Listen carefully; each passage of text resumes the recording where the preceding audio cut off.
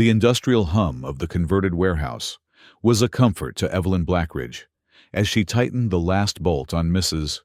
Finch's ancient air conditioner. Sweat beaded along her hairline, despite the late October chill outside. At 46, she'd learned to appreciate the predictability of machines.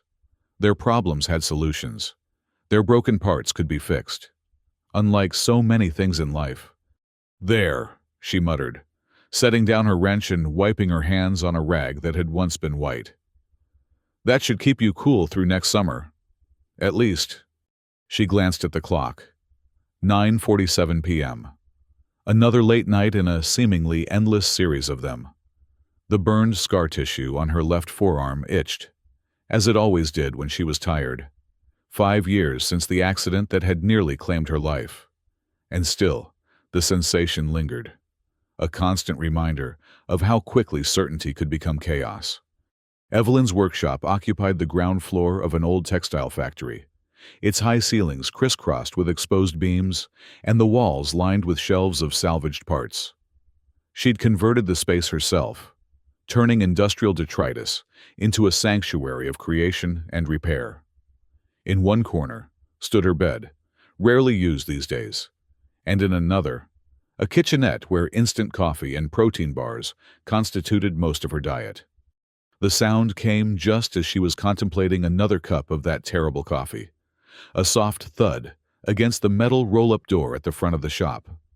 Not quite a knock, but too deliberate to be debris blown by the wind. Frowning, Evelyn moved toward the entrance, her steel-toed boots scuffing against the concrete floor. The security monitor showed nothing but darkness and the empty street beyond. With a sigh that suggested she knew better, she unlatched the heavy door and raised it just enough to peer outside. No one was there, but as she bent to look more closely, she saw it. An object that definitely hadn't been there when she'd returned from her parts run earlier that afternoon. A perfect sphere, roughly the size of a basketball, glowing with a faint, pulsing blue light. An egg. An honest-to-God, alien-looking, glowing egg. "What the hell?" Evelyn whispered, crouching to examine it more carefully. The surface appeared almost metallic, with fine lines etched in patterns that shifted subtly as she watched. No note, no explanation, just an egg on her doorstep like some cosmic gift basket. Against every horror movie rule she'd ever mentally screamed at protagonists for breaking. Evelyn reached out and touched it. The surface was warm, vibrating slightly beneath her fingertips. Before she could second-guess herself, she scooped it up, surprised by its lightness, and brought it inside. Under the harsh fluorescent lights of her workbench, the egg looked even more otherworldly. The blue glow pulsed in a rhythm that seemed almost like a heartbeat. Evelyn circled it cautiously, her trained engineer's eye noting details. No seams, no obvious technology, yet clearly not from any terrestrial species she knew of. "If you're some government experiment, they picked the wrong mechanic," she told it, but curiosity had already taken hold. She set up monitoring equipment, heat sensors, radiation detectors, even a stethoscope, and began documenting everything about her strange visitor. For 3 days, the egg sat on her workbench, its rhythmic pulsing gradually increasing in tempo. Evelyn slept less than usual, which was saying something, afraid she'd miss whatever was about to happen. She'd considered calling authorities but dismissed the idea almost immediately. In her experience, authorities complicated things, and whatever this was, she felt oddly protective of it. On the morning of the 4th day, Evelyn awoke from a strange dream about waiting rooms and plastic chairs to the sound of cracking. She bolted upright on her cot, instantly alert, and rushed to the workbench where the egg's blue glow had intensified to an almost painful brightness. Hairline fractures spiderwebbed across the surface, and as she watched, a piece of the shell fell away, then another, and another. Within minutes, amid shards of iridescent blue material, sat a creature unlike anything she'd ever seen. It was small, about the size of a house cat, with scales that shifted between deep indigo and midnight black. Its body was serpentine, but with 4 delicate limbs ending in clawed digits that looked capable of remarkable dexterity. Membranous wings, still damp from whatever fluid had filled the egg, were folded tightly against its back. A dragon, a goddamn baby dragon, was sitting on her workbench, amid the circuit boards and soldering irons and half-dismantled appliances. "Holy shit," Evelyn breathed, and at the sound of her voice, the creature turned toward her. Its movement was uncertain, head swiveling too far in her direction before correcting. That's when she noticed its eyes, milky white and unseeing, constantly blinking and struggling to focus on nothing. It was blind. The creature made a soft chirping sound, distressed and disoriented. It took a tentative step forward and nearly toppled off the edge of the workbench before Evelyn lunged to catch it. "Whoa there, little guy," she said, cupping it gently in her hands. The scales were surprisingly soft, almost velvety, and warm to the touch. The dragon made that chirping sound again, but softer now, less panicked. It nuzzled against her palm, seeming to take comfort in her presence. "Percy," she said suddenly, the name coming to her without thought. "I'm going to call you Percy."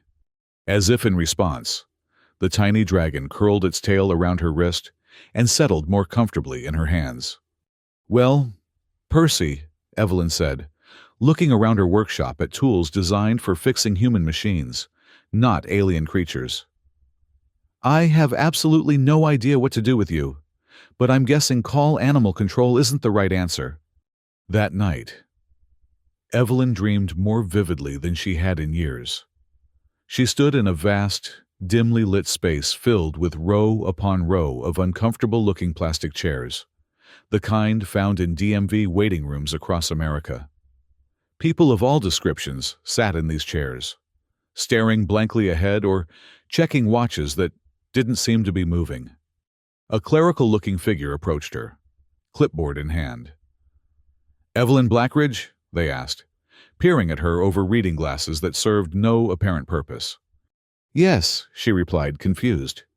"You're not supposed to be here yet," they said, frowning at their clipboard. "There's been a mistake." "Where is here exactly?" Evelyn asked.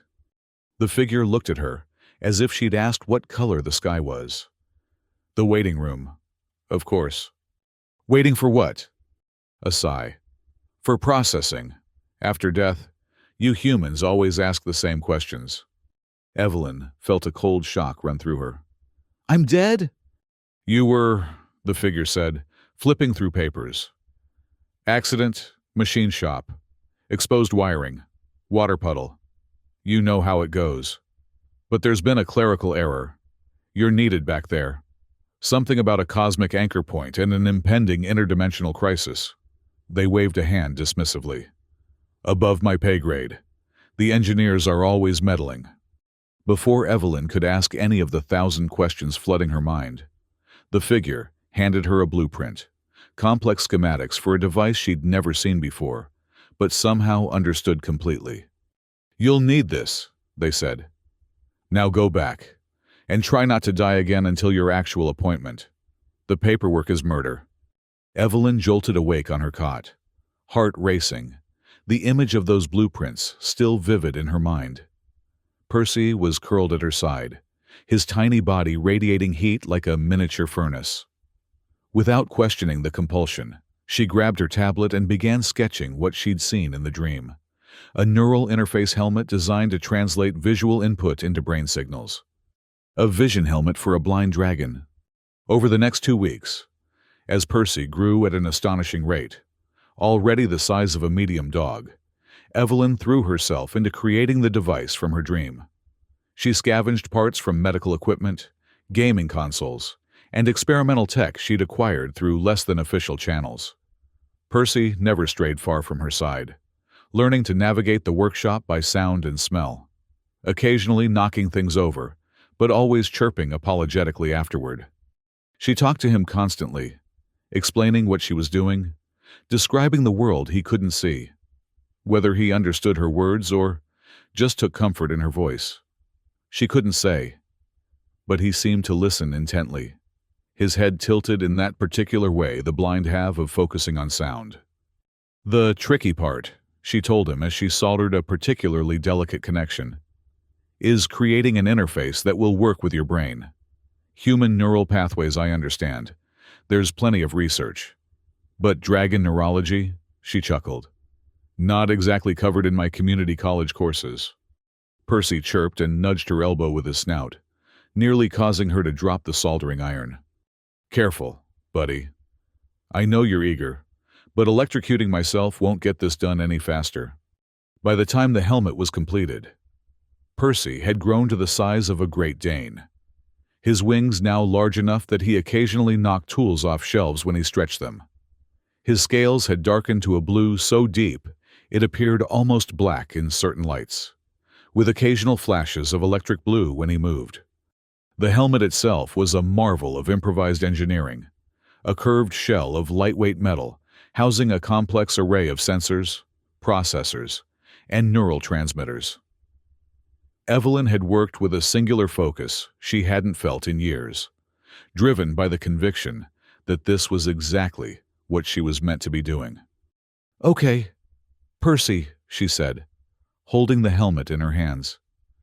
"This is either going to let you see the world, or it's going to be the most elaborate paperweight I've ever created. Either way, we're about to find out." Percy sat perfectly still, as if he understood the importance of the moment. With careful hands, Evelyn fitted the helmet over his head, adjusting straps and connections. The device hummed to life as she activated it, lights blinking in sequences that would have been meaningless to anyone else, but told her everything was functioning as designed.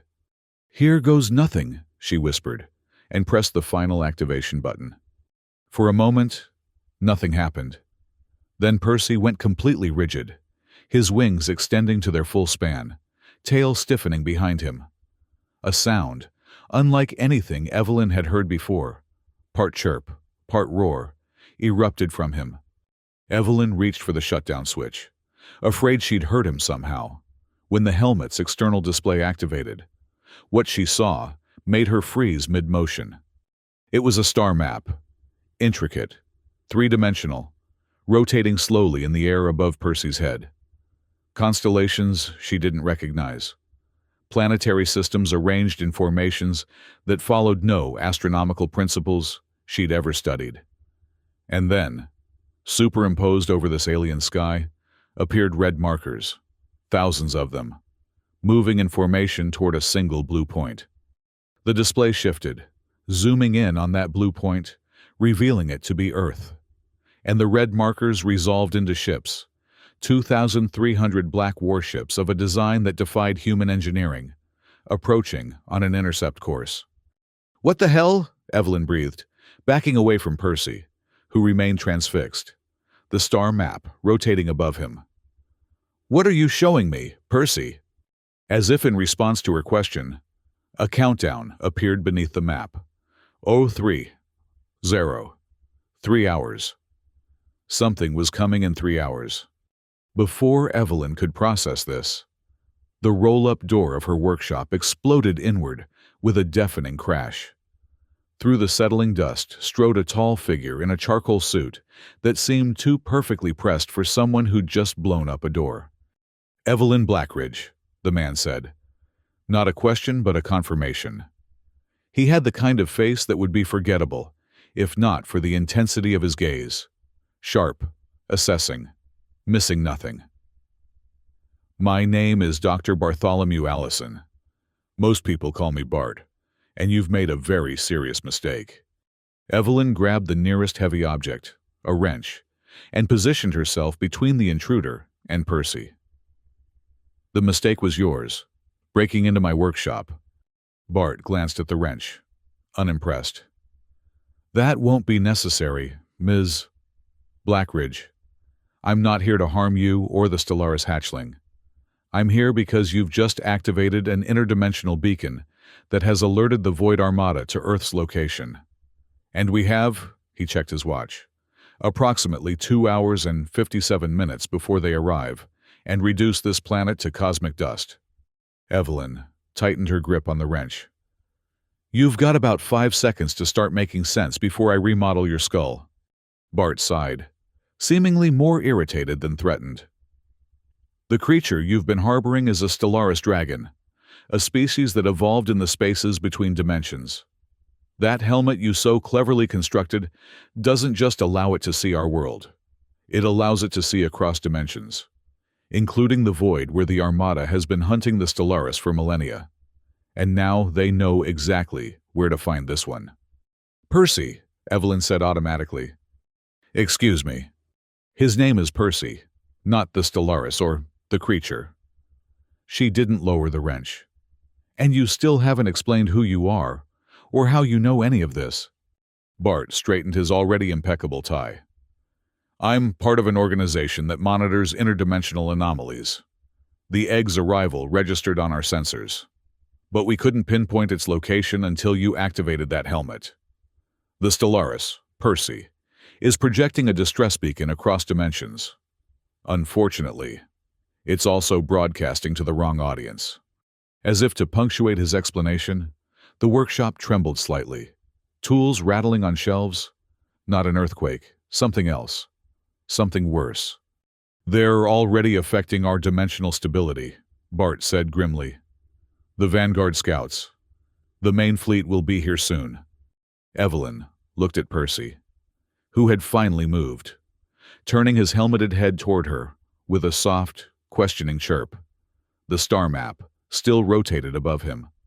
The countdown now at 02:52:13. Let's say I believe you, she said slowly. What exactly is this Void Armada, and what do they want with Percy?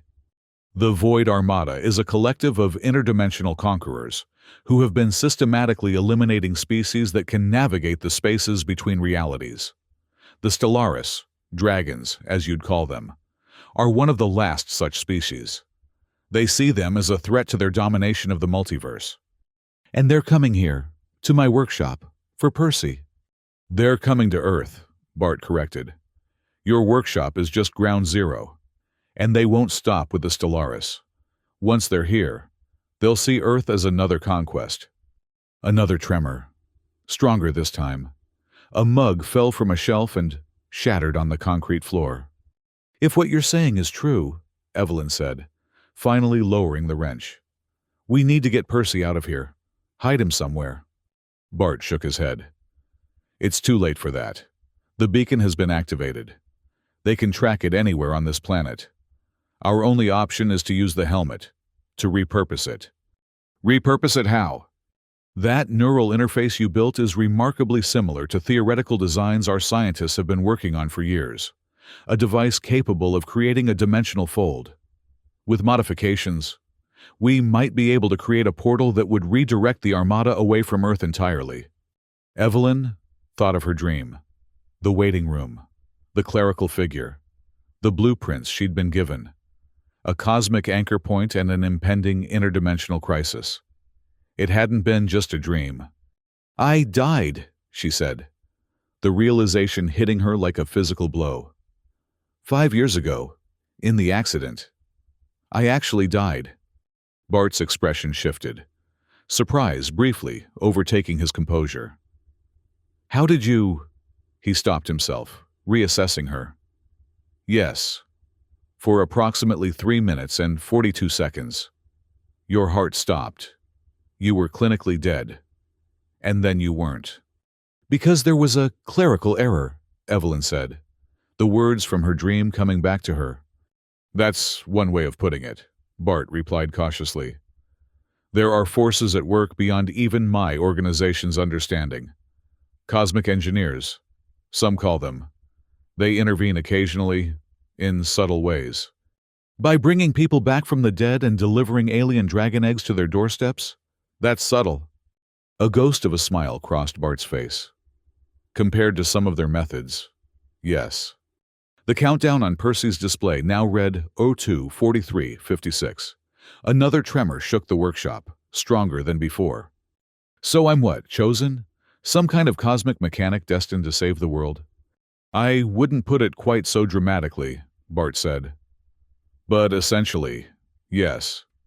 You're a cosmic anchor point, a nexus of probability where multiple dimensions intersect. It makes you uniquely capable of affecting interdimensional phenomena, such as creating a portal that could redirect the Void Armada. Evelyn looked at Percy, who chirped encouragingly, nudging her hand with his snout. The helmet continued to project the star map, showing the Armada's inexorable approach. "If I help you," she said to Bart, "what happens to Percy?" "That depends on whether we succeed," Bart replied honestly. "If we fail, the Stellaris will be the Armada's first target. If we succeed, it will be up to you what happens next." Evelyn took a deep breath. "Then let's get to work. Tell me what we need to do." The next 2 hours were a blur of frenetic activity. Bart produced equipment from a sleek case he'd somehow brought with him, despite the dramatic entrance. Specialized tools and components that interfaced seamlessly with Evelyn's improvised helmet. Together, they worked to reconfigure the neural transmitters, transforming them into what Bart called a dimensional fold generator. "The principle is similar to your original design," he explained as they worked. "But instead of translating visual data into neural signals, we're creating a bridge between dimensions. The Stellaris, Percy, will act as a guide, directing the portal to fold space at precisely the right coordinates. And this will send the Armada—" "Where, exactly?" Evelyn asked, soldering a connection that seemed to shimmer slightly out of phase with reality. "A dimensional pocket. Not quite a black hole, but similar in principle. A space they can enter, but not easily exit." "You're trapping them." Bart's hands paused briefly. "I prefer to think of it as redirecting a threat. But yes, essentially, we're creating a one-way door." The tremors had become nearly constant, a low-level vibration that made precise work increasingly difficult. Occasionally, more violent shakes would rattle through the workshop, dislodging tools and parts from shelves. Outside, car alarms wailed, and distant sirens suggested the effects were being felt beyond Evelyn's immediate vicinity. Percy remained surprisingly calm throughout, sitting patiently as they modified the helmet still fitted to his head. Every so often, he would make a soft chirping sound or nudge one of them gently, as if offering encouragement. "It's remarkable," Bart said during a brief pause to recalibrate a particularly sensitive component. "The Stellaris usually takes years to bond with a guide. This one trusts you completely after just weeks." "He was blind and alone," Evelyn replied, not looking up from her work. "I helped him. It's not complicated." "On the contrary," Bart said quietly, "it's one of the most complicated things in the multiverse. Trust." As they worked, Evelyn found herself studying Bart when he wasn't looking. There was something off about him, something that didn't quite add up.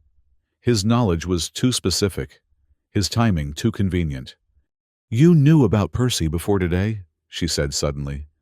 "Your organization has been watching us." Bart didn't deny it. "We detected the dimensional anomaly when the egg arrived. We've been monitoring from a distance. Yes." "Why not intervene sooner? Why wait until I activated the helmet?" A particularly violent tremor shook the workshop, sending a shelf of parts crashing to the floor. Bart steadied himself against the workbench before answering. "Because you needed to build the helmet without interference. Our scientists have tried for years to create a functional, dimensional fold generator without success. Something about your particular perspective was necessary." "You mean my cosmic anchor point mumbo-jumbo?" "I mean your unique approach to engineering. Your willingness to follow intuition rather than established principles. The blueprint you received in your dream was incomplete. You filled in the gaps with innovations we wouldn't have considered." Evelyn wanted to argue further, but the countdown now showed less than 30 minutes remaining.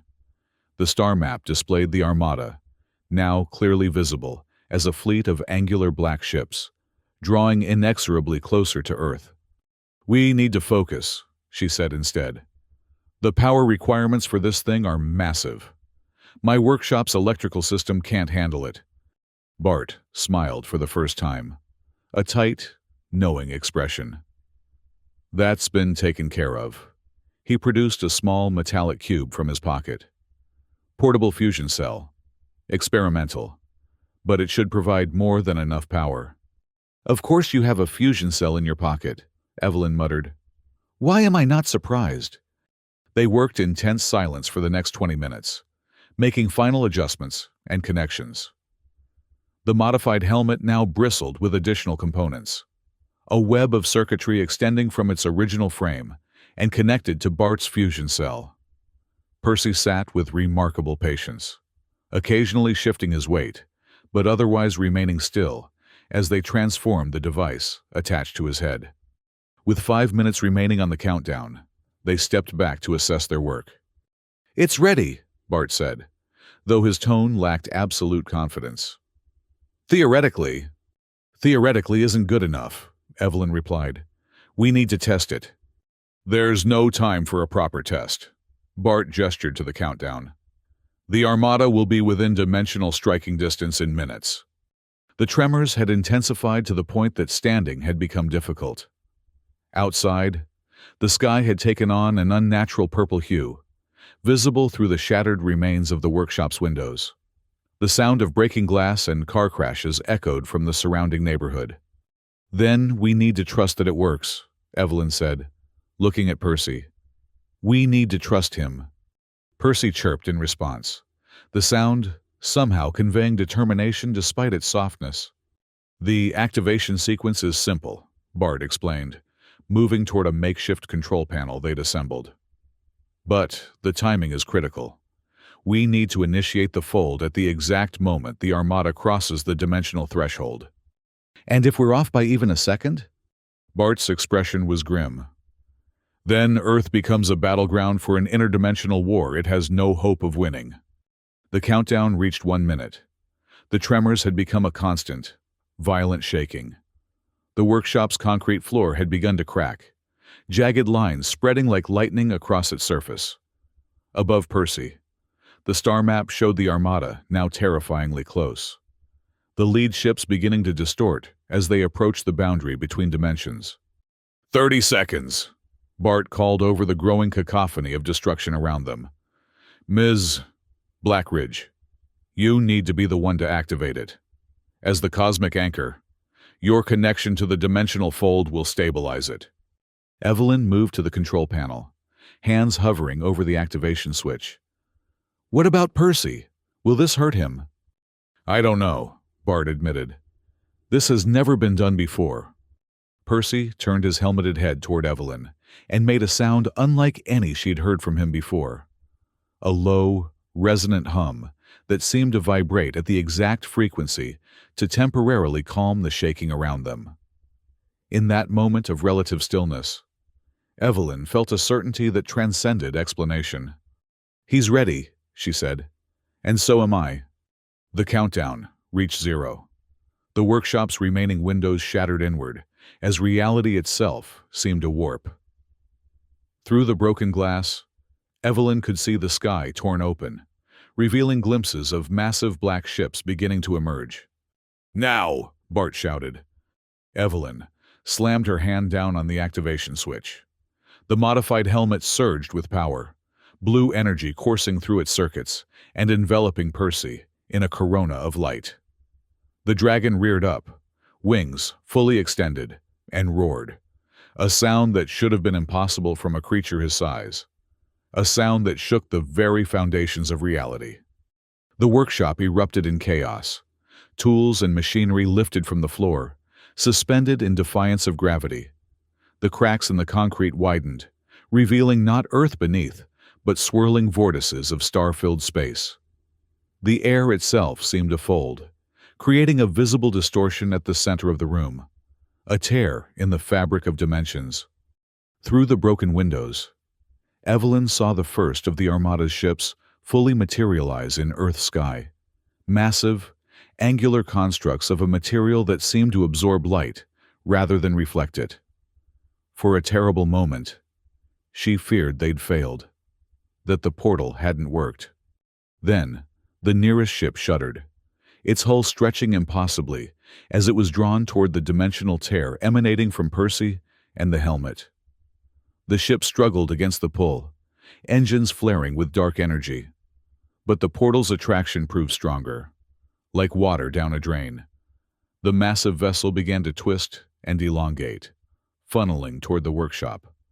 "It's working!" Bart shouted over the deafening roar of dimensional energies.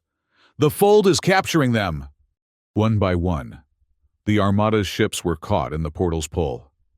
The tear expanded, growing large enough to accommodate the massive vessels as they were inexorably drawn in. Through the windows, Evelyn watched as the invasion force that had meant to conquer Earth was instead sucked into the interdimensional trap they'd created. The workshop itself was coming apart at the seams. Walls buckled. The ceiling began to collapse, and reality flickered around them like a malfunctioning light bulb. Evelyn held onto the workbench for support, watching in awe as Percy maintained his position at the center of the maelstrom. The helmet projecting energy that fed the dimensional tear. "We need to shut it down once the last ship is through," Bart called, struggling to remain upright as the floor beneath them rippled like liquid. "Or the portal will continue to expand." Evelyn fought her way back to the control panel, eyes fixed on the star map still visible above Percy. One by one, the red markers representing the Armada's ships vanished into the blue swirl that represented the portal. 2,000 ships, 2,100, 2,200. "Almost there!" she shouted, hand poised above the shutdown switch. As the last of the Armada disappeared from the star map, Evelyn activated the shutdown sequence. The helmet's energy output began to diminish, the blue corona around Percy fading gradually. But something unexpected happened. Instead of closing, the dimensional tear stabilized. The violent shaking subsided. The floating objects settled gently back to the floor. But the portal remained, a shimmering, doorway-sized oval at the center of the workshop, showing a view of star-filled space beyond. Percy shook himself, wings folding back against his body, and turned toward Evelyn with a chirp that somehow conveyed satisfaction. The helmet's display changed, no longer showing the star map, but instead a single, peaceful image. A planet orbiting a binary star, its surface covered in swirling patterns of blue and silver. "That's not possible," Bart whispered, staring at the stabilized portal. "The fold should have collapsed once we shut down the power." Evelyn approached Percy, placing a gentle hand on his neck. "Unless it wasn't meant to close. Unless this was the real purpose all along." The dragon nudged her hand affectionately, then turned to look meaningfully at the portal, then back at her. "It's his home," Evelyn realized. "He's showing us his world." Bart approached cautiously, his usual composure shaken. "The Stellaris homeworld. It's been lost for centuries. We thought it was destroyed by the Armada." "Not destroyed," Evelyn said with growing certainty. "Hidden. And now Percy has created a path back to it." Through the portal, the alien world looked beautiful and serene, untouched by the war that had driven its children to seek refuge across dimensions. Percy chirped again, more insistently this time, taking a step toward the portal before looking back at Evelyn. "He wants me to go with him," she said, the realization dawning slowly. Bart frowned. "That's not possible. The physiological stress of interdimensional travel would kill a human instantly." "Would it kill a cosmic anchor?" Evelyn asked quietly. Bart's silence was answer enough. "You knew," she said, studying his face. "You knew all along this might happen." "It was a theoretical possibility," Bart admitted reluctantly. "The cosmic engineers don't share their full designs with us. We see only pieces of the pattern. And my piece was to build a bridge between worlds. A permanent one." Another tremor shook the workshop, but milder than before, more like the settling of new foundations than the breaking of old ones. "The portal is stabilizing," Bart said, checking readings on a device from his pocket. But it won't last indefinitely without a power source. Percy chirped, the helmet displaying an image of Evelyn standing beside him on the alien world, the portal visible behind them, a doorway connecting two dimensions permanently. He needs me to maintain the connection, Evelyn said, as the anchor point. If you go through, Bart warned, there's no guarantee you could ever return. We don't understand enough about interdimensional physics to— I died once already, Evelyn interrupted. According to you, I'm living on borrowed time anyway. She looked around her workshop, the place that had been her home and sanctuary for years. It was damaged but not destroyed. It could be repaired, just like everything else she'd fixed over the years. But for the first time in a long time, she felt pulled towards something that couldn't be found among the tools and machines that had defined her existence. What about the Armada? She asked. Are they truly trapped? Bart's expression darkened. For now, the dimensional pocket we created should hold them, but without maintenance. They'll eventually find a way out. Evelyn finished for him. Back to their conquest. It's likely, yes. Percy made an impatient sound, taking another step toward the portal. The image on the helmet's display changed, showing the trapped Armada ships and what looked like a vast, sterile waiting room filled with uncomfortable chairs. Evelyn couldn't help but laugh. Death's waiting room, she said. That's where you sent them. I don't understand, Bart said, frowning at the display. Bureaucratic hell, Evelyn explained, remembering her dream. They'll be filling out forms for eternity. She made her decision then, with a clarity that felt like waking from a long sleep. Moving quickly, she gathered essential tools and equipment, her best wrenches, precision screwdrivers, a soldering kit. She found a backpack and stuffed it with these items, along with spare parts for the helmet and Bart's fusion cell. What are you doing? Bart asked, though his tone suggested he already knew. Packing for a trip, Evelyn replied, adding power converters and diagnostic equipment to her bag. If I'm going to maintain a dimensional portal, I'll need the right tools. My organization won't approve of this, Bart said, but made no move to stop her. Taking experimental technology to another dimension, there are protocols. Evelyn slung the backpack over her shoulder and gave him a level look. Your organization can bill me. I'm sure they know where to send the invoice now. Percy chirped excitedly, moving to stand beside her, the helmet glowing steadily on his head. Together, they faced the portal, the alien world visible beyond. A new workshop, in a sense. A new place filled with things that needed fixing. For what it's worth, Bart said behind them. I think the cosmic engineers chose well. Evelyn smiled, but didn't look back. Tell them thanks for the job offer. The benefits package is a bit weird, but the commute looks spectacular. With Percy at her side, Evelyn Blackridge stepped through the dimensional doorway, leaving behind one reality for another. The cosmic mechanic answering a service call across the stars, toolbox in hand, and a dragon as her guide. Behind them, in the waiting room beyond death, the captains of 2,300 black ships discovered the true meaning of eternity. Plastic chairs, numbered tickets, and forms in triplicate. The cosmic bureaucracy had claimed new clients, and their processing would take a very long time indeed.